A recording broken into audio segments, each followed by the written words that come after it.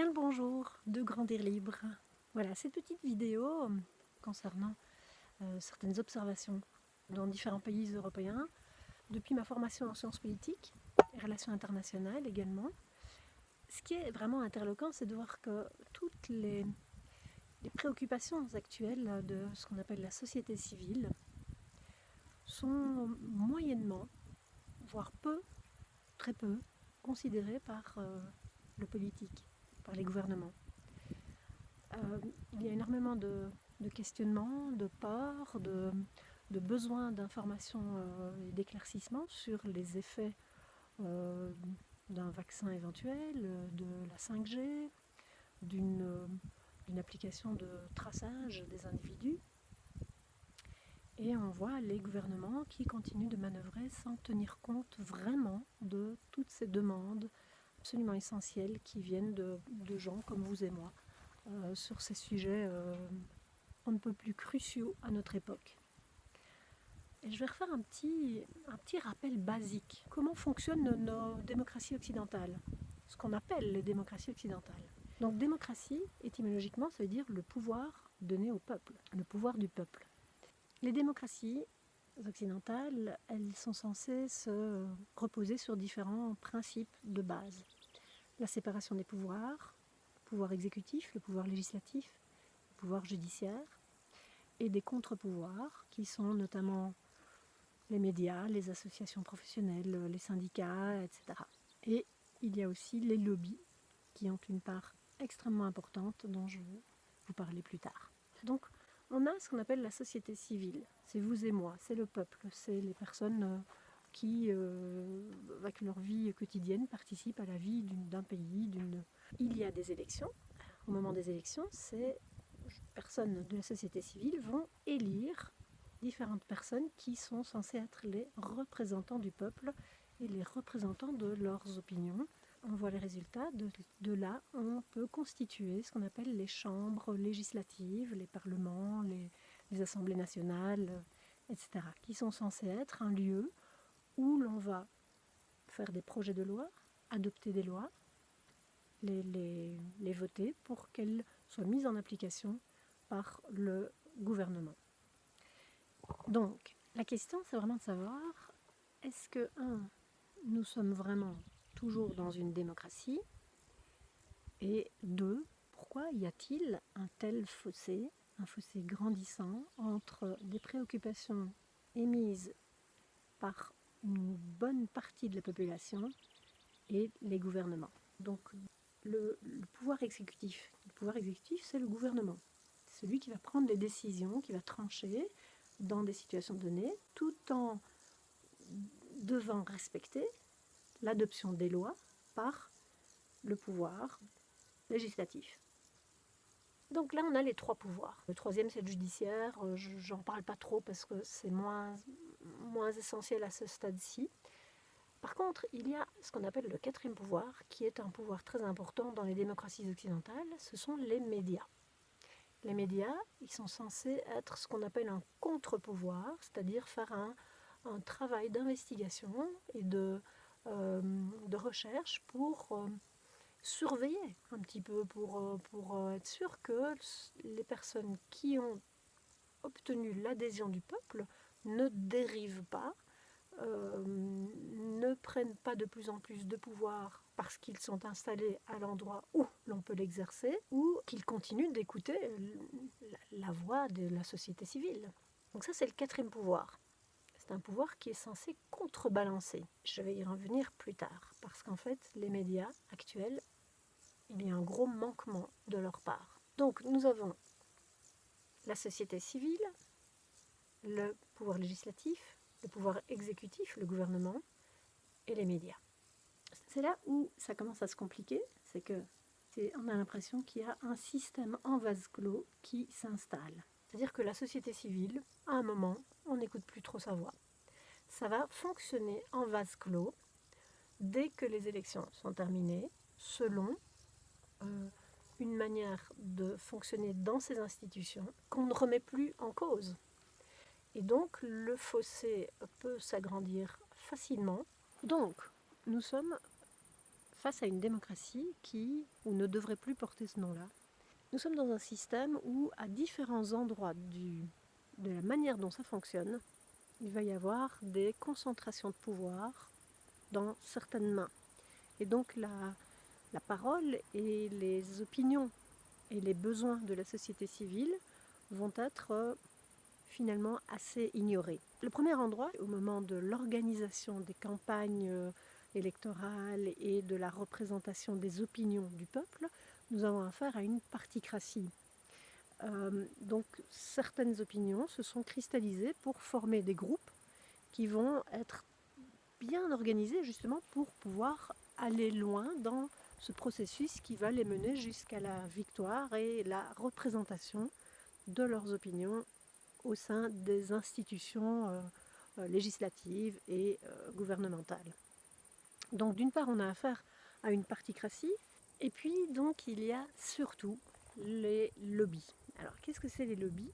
Ce sont des groupes de pression, c'est-à-dire que ça peut même être carrément des entreprises qui sont mandatées par des tout grands groupes financiers, industriels, agroalimentaires, pharmaceutiques, pétroliers, etc. De façon à influencer les lois, les réglementations, les normes pour servir leurs propres intérêts.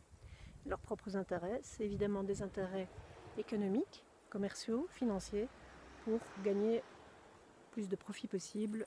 Donc, il faut s'imaginer que si ces groupes sont très très présents dans tous les couloirs des assemblées législatives, au niveau de la Commission européenne, mais aussi dans chaque parlement ou chaque chambre nationale. Évidemment, ils vont non seulement tenter d'influencer l'adoption des lois en faveur de leurs propres intérêts, mais ils vont aussi parfois carrément faire une partie du travail des parlementaires. C'est-à-dire qu'ils vont parfois même proposer aux parlementaires des projets de loi allant dans leur sens, ce qui facilitera évidemment le travail des parlementaires, etc. Et ils vont réussir souvent à influencer pas mal de gens, de représentants du peuple. Comment? Devinez. Donc en faisant des cadeaux, en proposant des voyages, avec certaines compensations financières, etc. Certains lobbies sont déjà présents, évidemment, au moment de la préparation des campagnes électorales. Donc ils vont, grâce à des gros moyens, favoriser l'ascension ou l'accession au pouvoir de certains représentants qui vont obtenir des voix parce qu'ils auront eu une campagne électorale très efficace, etc., avec de gros moyens. Ils atteignent le pouvoir, ils sont encore plus soutenus donc par ces lobbies. Donc, nous avons deux gros soucis au niveau de la démocratie parlementaire ou de la des démocraties occidentales. La particratie, qui est très très très organisée, et donc ils ont une grande longueur d'avance par rapport à la société civile, vraiment, et les lobbies. Il y a certainement plein d'autres soucis, mais moi je pointe les gros. Alors, le troisième gros problème de nos démocraties occidentales, c'est le contre-pouvoir qui devrait être exercé par les médias. Ces médias, les médias classiques, ce qu'on appelle les médias mainstream, du terme anglais courant principal, ne font plus vraiment leur job non plus. Donc quand je dis les médias mainstream, c'est la presse écrite, la télévision et la radio. Ils ne font plus vraiment leur boulot parce qu'on voit qu'ils vont systématiquement reproduire le discours des instances au pouvoir. Donc, on a tout ce petit monde qui fonctionne dans un système clos qui finalement assure un peu tous ceux qui peuvent y rentrer, voilà, des revenus réguliers. Pourquoi remettrait-on les choses en cause pour défendre finalement des opinions ou des préoccupations ou des questionnements de la société civile? Dans ce système clos, on va avoir affaire à un gouvernement qui va devenir comme une sorte de manager, et essentiellement dans ses rapports à la société civile. C'est-à-dire qu'il va y avoir des une stratégie de communication pour annoncer les choses. Il va y avoir aussi certaines stratégies de gestion de crise, hein, quand la société civile parfois se réveille et fait mais on n'est pas d'accord, pour calmer les ardeurs du peuple et remettre chacun à sa place et faire en sorte de perpétuer ce système. Dans ce système au final qui est en vase clos, on a donc un gouvernement qui va fonctionner selon un agenda ou un programme, et il va y avoir une partie qui est dévoilée au public et on va nous informer de certaines choses. C'est, je dirais, ce qui fait partie aussi de la stratégie de communication. Et il y a une partie qui va être souterraine, non visible, dont on ne connaît pas exactement les fondements.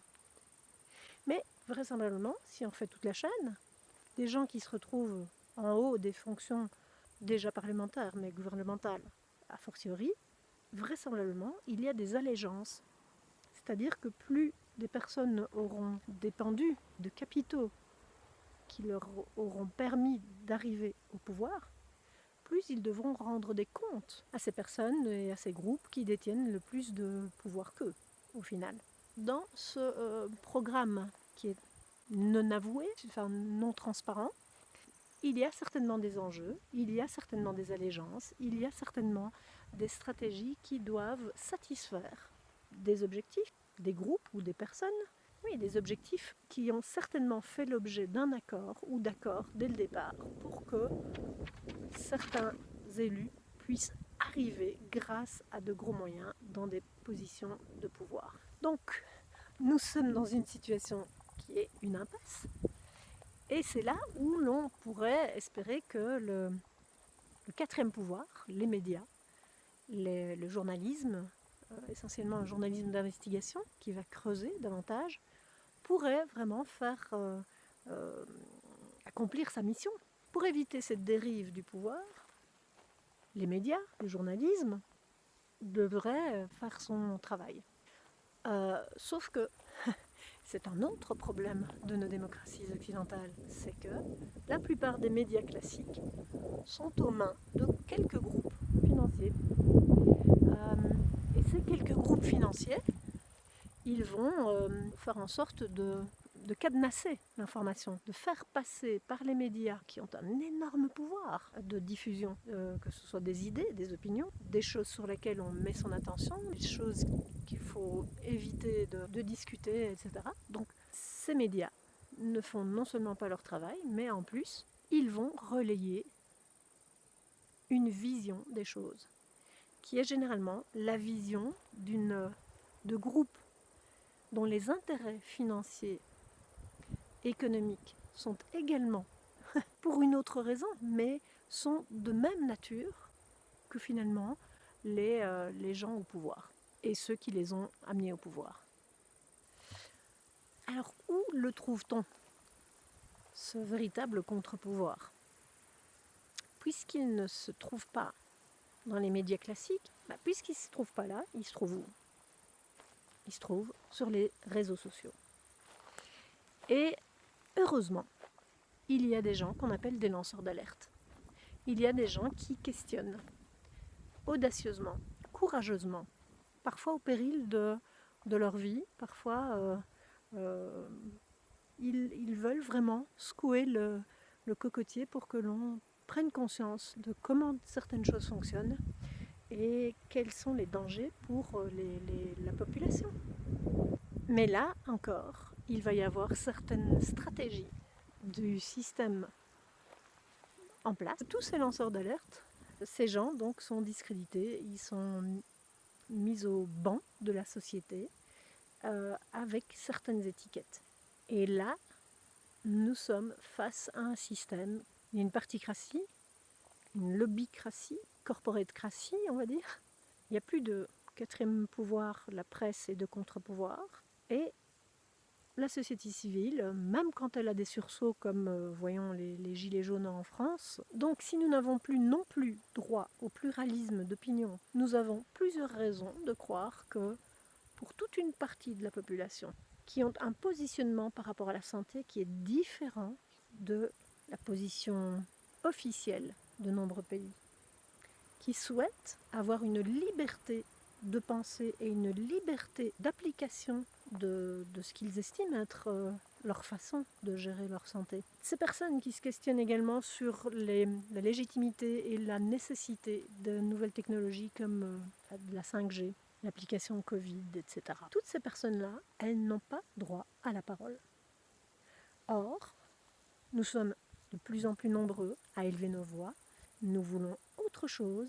Hélas, comme on l'a vu dans plusieurs moments de l'histoire, quand la société civile n'est pas entendue à ce point, attention, parce qu'on peut aller vers des gros soucis sociaux. Grosse question. À très bientôt et portez-vous bien.